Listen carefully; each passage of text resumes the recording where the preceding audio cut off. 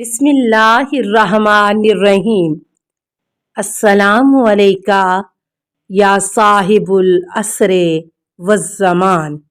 امام محمد باقر علیہ السلام نے طفولیت کی زندگی 4 سال تک اپنے والدین کے اور دادا امام حسین علیہ السلام کے ساتھ گزاری۔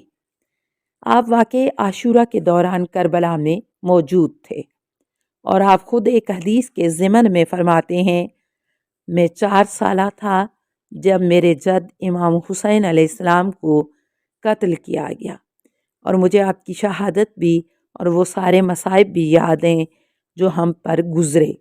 یعقوبی وہی ماخذ جلد 2 صفحہ 299۔ علامہ مجلسی جلال العیون صفحہ 259 پر تحریر فرماتے ہیں کہ جب آپ وطن مادر میں تشریف لائے تو آباء و اجداد کی طرح آپ کے گھر میں آواز غیب آنے لگی، اور جب 9 ماہ کے ہوئے تو فرشتوں کی بے انتہا آوازیں آنے لگیں، اور شب ولادت ایک نور سا عطا ہوا۔ ولادت کے بعد قبلہ رو ہو کر آسمان کی طرف رخ فرمایا اور آدم کی مانند 3 بار چھینکنے کے بعد حمد خدا بجا لائے۔ ایک شبانہ روز دست مبارک سے نور سا عطا رہا، آپ ختنہ کردہ، ناف بریدہ اور تمام آلائشوں سے پاک اور صاف متولد ہوئے۔ روایت میں ملتا ہے کہ امام محمد باقر علیہ السلام نے فرمایا، ایک دفعہ میں نے جابر بن عبداللہ انصاری رحمۃ اللہ علیہ کو دیکھا اور انہیں سلام کیا۔ انہوں نے میرے سلام کا جواب دیا اور پوچھا، تم کون ہو؟ یہ وہ زمانہ تھا جب جابر نابینا ہو چکے تھے۔ میں نے کہا، میں محمد بن علی بن حسین ہوں۔ کہا، بیٹا میرے قریب آؤ۔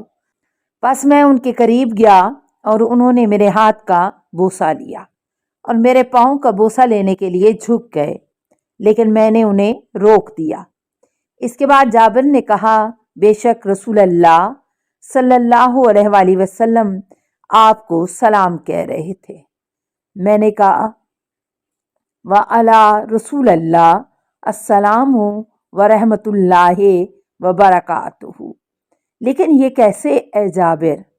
جابر نے کہا، ایک دفعہ میں آپ صلی اللہ علیہ وآلہ وسلم کی خدمت میں حاضر ہوا، جب آپ صلی اللہ علیہ وآلہ وسلم نے مجھ سے مخاطب ہو کر فرمایا، اے جابر، مجھے امید ہے کہ تم لمبی عمر پاؤ، حتیٰ کہ میرے فرزندوں میں سے ایک مرد کو دیکھ لو جس کا نام محمد بن علی بن حسین ہوگا، اور اللہ تعالیٰ اس کو نور اور حکمت بخشے گا، پس میری طرف سے اس کو سلام پہنچانا۔ المفید الارشاد کم سعید بن جبیر 1428 کاف صفحہ 382۔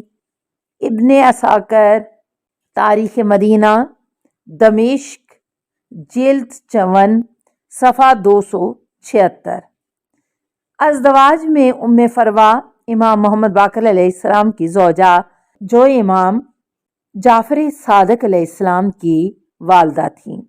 آپ کی ایک زوجہ ام حکیم بنت اسید ثقفی تھیں، جو امام علیہ السلام کے 2 فرزندوں کی ماں تھیں، جبکہ آپ کے 3 دوسرے فرزندوں کی ماں ایک ام ولد تھیں۔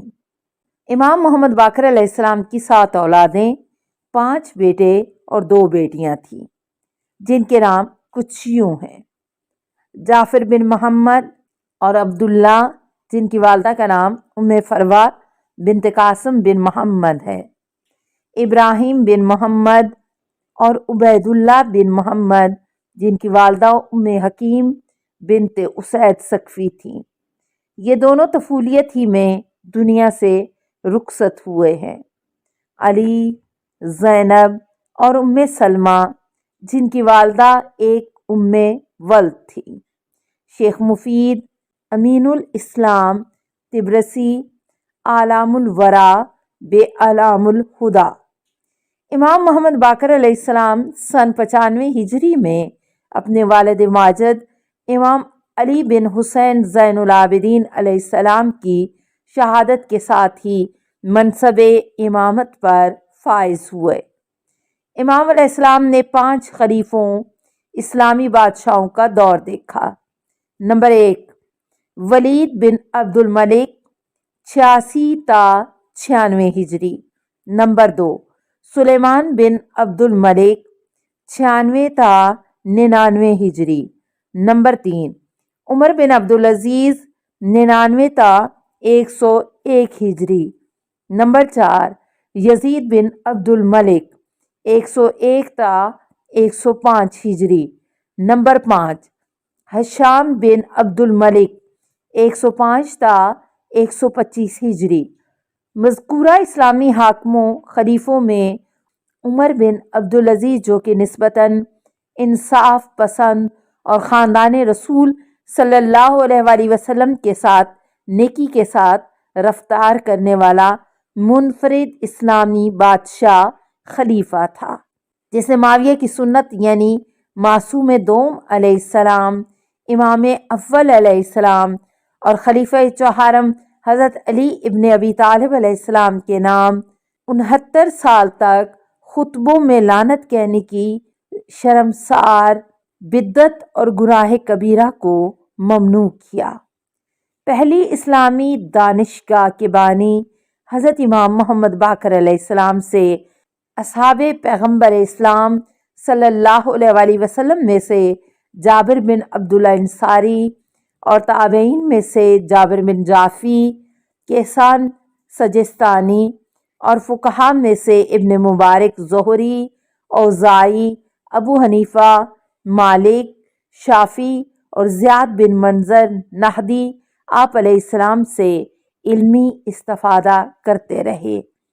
معروف اسلامی مورخوں جیسے طبری، بلازری، سلامی، خطیب بغدادی، ابو نعیم اصفہانی، مؤلفات و کتب جیسے موطا امام مالک، سنن ابی داؤد، سنن ابی حنیفہ، مسند ابی حنیفہ، مسند ماروزی، تفسیر نقاش، تفسیر زمخشری جیسے سینکڑوں کتابوں میں 5ویں امام علیہ السلام کی دریائے علم کی دریابی، درے بے بہا باتیں جگہ جگہ نقل کی گئی ہیں، اور جملہ کالا محمد بن علی یا کالا محمد باقر دیکھنے کو ملتا ہے۔ ابن شہر آشوب جلد 4 صفحہ 195۔ امام محمد باقر علیہ السلام کی قائم کردہ اسلامی مرکز علم یونیورسٹی میں سے مایہ ناز علمی شخصیتیں فقہ، تفسیر اور دیگر علوم میں تربیت حاصل کر کے گئے، جیسے محمد بن مسلم، زرارہ ابن عیین، ابو بصیر، برید بن معاویہ اجلی، جابر بن یزید، حمران بن عیین اور حشام بن سالم قابل ذکر ہیں۔ امام علیہ السلام نے دوسرے ائمہ کے مانند اپنی زندگی کو نہ صرف عبادت اور علمی مصروفیت میں بسر کی بلکہ زندگی کے دوسرے کاموں میں بھی سرگرم عمل رہے، جبکہ کچھ سادہ لوگ مسلمان جیسے محمد بن منکدر ایسے اعمال کو امام علیہ السلام کی دنیا پرستی تصور کرتے تھے۔ موصوف کہتا ہے کہ امام کا کھیت میں زیادہ کام کرتے دیکھنے کی وجہ سے میں نے اپنے آپ سے کہا تھا کہ حضرت علیہ السلام دنیا کے پیچھے پڑے ہیں، لہٰذا میں نے سوچا کہ ایک دن انہیں ایسا کرنے سے روکنے کی نصیحت کروں گا۔ چنانچہ میں نے ایک دن سخت گرمی میں دیکھا کہ محمد بن علی زیادہ کام کرنے کی وجہ سے تھک چکے تھے اور پسینہ جاری تھا۔ میں آگے بڑھا اور سلام کیا اور کہنے لگا، اے فرزند رسول صلی اللہ علیہ وآلہ وسلم، آپ مال دنیا کی اتنی کیوں جستجو کرتے ہیں؟ اگر اس حال میں آپ پر موت آ جائے تو کیا کریں گے؟ آپ علیہ السلام نے فرمایا، یہ بہترین وقت ہے کیونکہ میں کام کرتا ہوں تاکہ میں دوسروں کا محتاج نہ رہوں، اور دوسروں کی کمائی سے نہ کھاؤں۔ اگر مجھ پر اس حالت میں موت آئے تو میں بہت خوش ہوں گا، کیونکہ میں خدا کی اطاعت و عبادت کی حالت میں تھا۔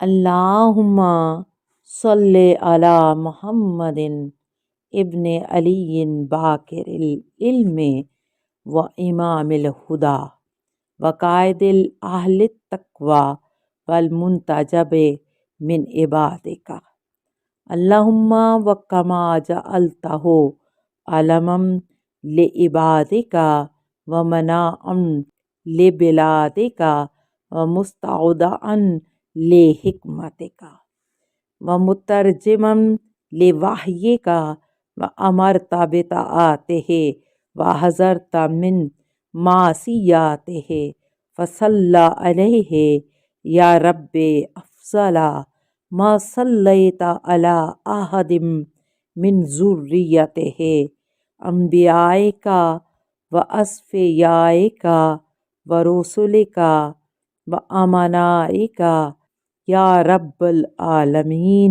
اللہم صلی علی محمد وآل محمد